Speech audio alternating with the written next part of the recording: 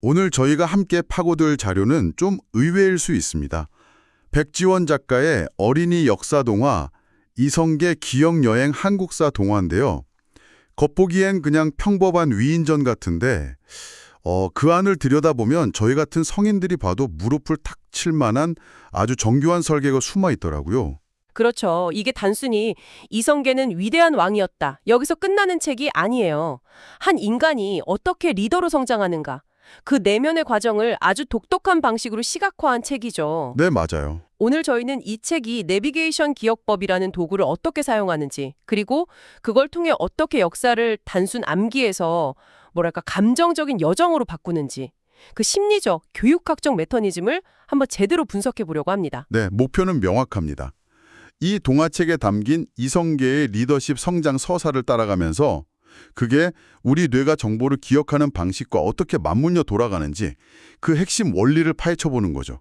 자, 그럼 이성계의 마음속으로 떠나는 기억여행 바로 시작해 볼까요? 이 책의 가장 큰 무기는 역시 내비게이션 기억법이에요. 저자가 제안하는 게 어려운 역사적 사실을 그냥 외우지 말라는 거잖아요. 네, 외우는 대신에 실제 장소하고요. 아, 장소. 네, 그리고 좀 엉뚱한 번호 이미지 이걸 결합해서 머릿속에 단편 영화처럼 저장하라고 하죠.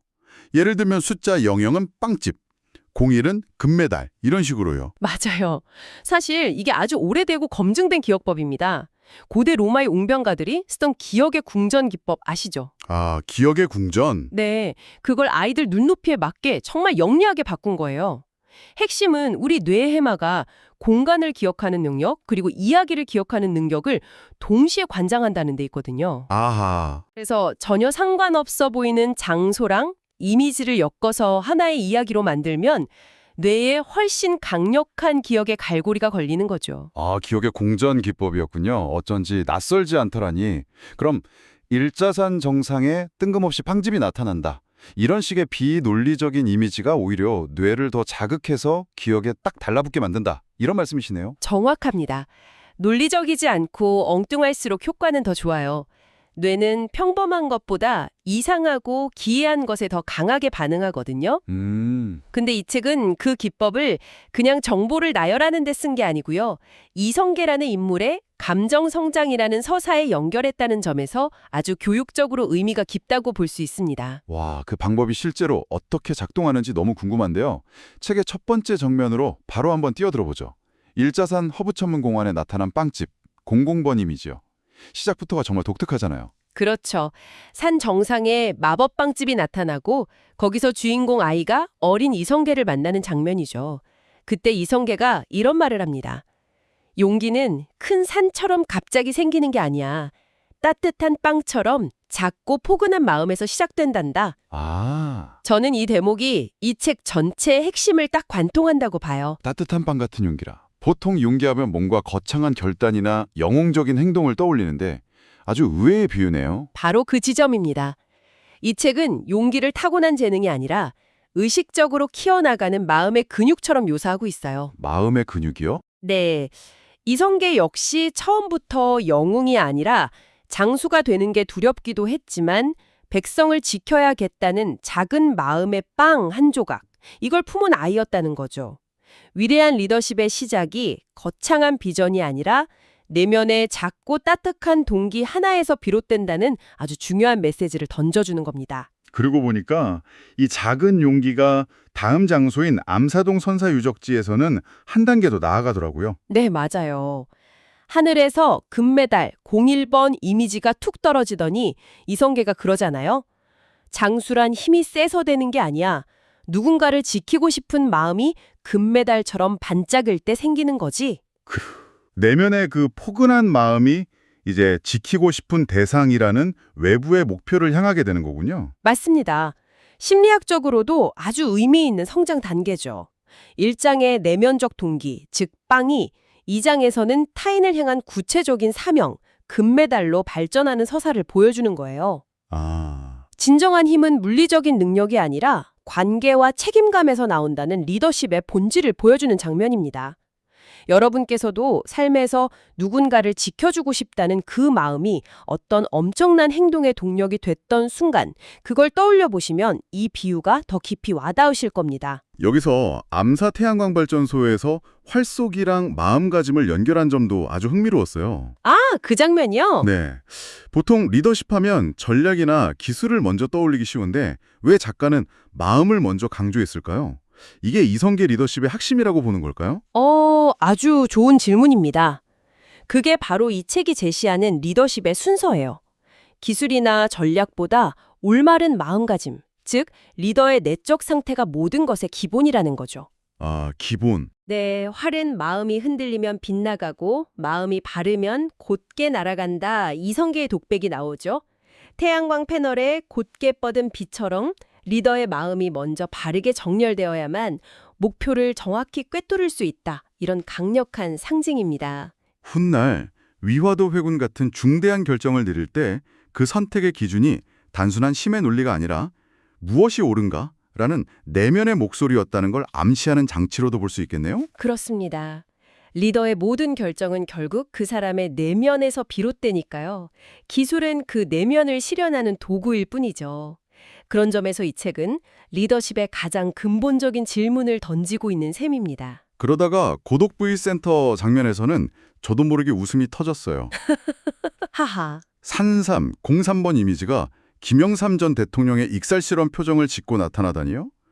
이건 그냥 재미를 위한 장치일까요? 아니면 뭐랄까 시대의 흐름을 읽는 촉 같은 걸 상징하는 더 깊은 의미가 있을까요? 저는 둘 다라고 생각합니다. 일단 아이들에게 재미와 흥미를 유발하는 아주 효과적인 장치죠. 네, 그렇죠. 동시에 말씀하신 대로 리더의 통찰력 혹은 직관을 상징하는 중요한 장면이에요. 책에서 이성계가 그러거든요. 마음이 흔들릴 때 세상을 비추는 징조를 잘 살펴보는 것도 장수의 중요한 능력이다 라고요. 아, 징조를 살피는 능력? 네, 이게 단순히 미신적인 의미가 아닙니다. 바람의 방향, 구름의 모양, 사람들의 표정 같은 그런 미미한 변화들 속에서 시대의 거대한 흐름, 즉 시대 정신을 읽어내는 능력을 의미해요. 남들이 보지 못하는 패턴을 읽고 미래를 예측하는 능력, 이게 바로 위대한 리더들의 공통점 아니겠습니까? 맞아요. 백성의 작은 목소리 하나도 놓치지 않는 예민한 감수성과 지혜가 바로 이 징조를 읽는 능력과 연결되는 거죠. 이야, 정말 그렇네요. 작은 마음에서 시작해서 올바른 마음을 세우고 이제는 세상의 흐름까지 읽는 단계로 리더십이 점점 확장되는 과정이 선명하게 보이네요. 맞습니다. 이제 개인의 내면을 넘어서 세상과 상호작용하는 리더의 모습으로 발전해 나가는 거죠. 그렇게 시간이 흘러서 드디어 새 나라를 설계하는 단계에 이르는데요. 장소는 천호문구 완구거리고 이미지는 007 영화랑 손흥민 선수 07번 이미지를 합친 거예요. 알록달록한 장난감들 사이에서 이성계가 나라를 세운다는 건 장난감을 조립하듯 하나하나 계획하는 일이라고 설명하죠. 국가 설계라는 그 거대하고 추상적인 과업을 아이들이 직관적으로 이해할 수 있게 장난감 조립에 비유한 점이 정말 탁월합니다. 네네. 여기서부터는 이제 막연한 용기나 마음가짐을 넘어서 구체적인 계획과 실행력이 필요한 단계에 이르렀음을 보여주죠. 007처럼 치밀한 정보력, 그리고 손흥민 선수처럼 순간을 포착하는 전략적 움직임이 모두 필요하다는 것을 아주 현대적인 이미지로 잘 보여주고 있습니다. 비전을 현실로 만들기 위한 구체적인 방법론이 등장하는 부분이군요. 그렇죠. 감정과 결심만으로는 아무것도 이룰 수 없다는 걸 보여주는 것 같기도 하고요. 네, 뜨거운 가슴과 차가운 머리가 모두 필요한 단계죠. 그리고 마침내 조선 건국의 순간, 그 상징이 등장하는데요. 화려한 천호 로데오 거리에 나타난 팔도라면 08번 이미지입니다. 이 비유는 어떻게 보셨어요? 솔직히 처음엔 좀 생뚱맞았다고 생각했어요. 한 나라의 건국이라는 그 역사적인 순간을 고작 컵라면에 비유하다니요. 그렇죠. 그런데 이성계의 대사를 듣고는 생각이 완전히 바뀌었습니다. 새 나라란 모든 사람을 따뜻하게 품는 마음에서 시작되는 것이라고 말하잖아요. 바로 그겁니다. 건국의 의미를 따뜻함과 포용으로 재정의한 거예요. 보통 혁명이나 건국이라고 하면 차갑고 권력지향적이고 피를 부르는 폭력적인 이미지를 떠올리기 쉬운데 이 책은 그 모든 클리셰를 뒤집어 버립니다. 네. 조선 건국은 권력을 쟁취하는 행위가 아니라 굶주리고 추위에 떠는 모든 백성을 따뜻하게 품어주는 커다란 그릇을 만드는 행위였다는 거죠. 아, 그릇이라는 표현이 정말 와닿네요.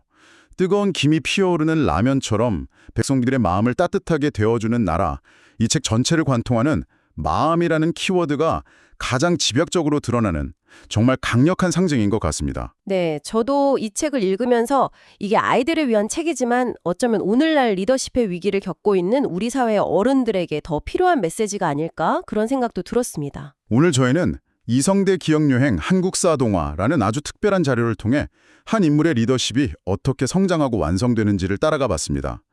따뜻한 빵 한 조각 같던 작은 용기가 온 백성을 품는 뜨거운 라면 같은 거대한 마음으로 발전하는 과정을 지켜본 셈이네요. 핵심은 그거예요. 이 책이 역사를 그냥 딱딱한 암기 과목이 아니라 독자가 감정을 이입하고 공감할 수 있는 살아있는 이야기로 만들었다는 점. 네. 그래서 내비게이션 기억법은 단순히 정보를 효과적으로 저장하는 기술 그 이상인 거죠. 역사적 사건과 인물에 나만의 의미와 나만의 감정을 연결하게 만드는 아주 강력한 심리적 장치로 기능하는 겁니다. 책의 마지막에 모든 여행을 마친 주인공 민서가 이렇게 다짐하죠. 나도 할 수 있어. 나만의 조선을 만들 수 있어. 어쩌면 이것이 이 책이 우리 어른들에게 그리고 이 방송을 듣고 계신 여러분께 던지는 진짜 질문이 아닐까 싶습니다. 네, 이 책은 아이들을 위한 것이지만 어쩌면 복잡한 문제 앞에서 길을 잃은 우리 모두에게 필요한 메시지를 담고 있는지도 모릅니다. 거창한 해결책이나 완벽한 계획을 찾기 전에 내 안에 따뜻한 빵 한 조각 같은 작지만 가장 진실한 동기에서 시작해보라는 것. 그것이 새로운 프로젝트든 어려운 인간관계든 혹은 내 삶의 근본적인 변화든 모든 새로운 시작의 본질일 수 있으니까요. 여러분의 삶에서 새롭게 열고 싶은 나만의 시대는 어떤 모습인가요? 그리고 그 시작을 위해 지금 가장 먼저 품어야 할 것은 과연 거대한 계획일까요? 아니면 아주 작고 따뜻한 마음 하나일까요?